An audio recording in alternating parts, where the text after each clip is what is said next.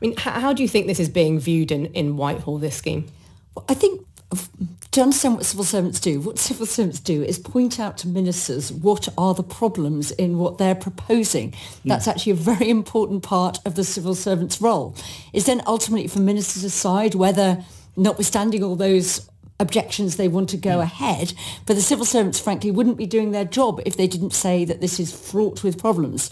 They'd also be getting political advice, which is what are the prospects that this bill in full fat form would get through the Commons, would get through the House of Lords, because you need to get the bill on the statute book.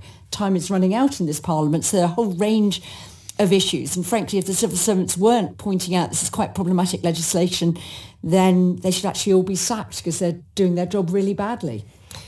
Jill, I mean, you mentioned the kind of ordeal of having to get any new legislation through the Commons and indeed the Lords, where, of course, the illegal migration bill got held up many a time previously. What do you think the chances are of flights taking off in the spring as the government intends?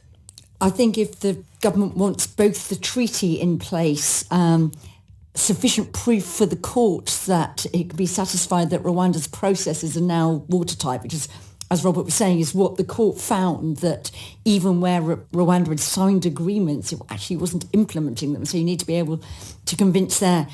And to get the legislation, you need the legislation through.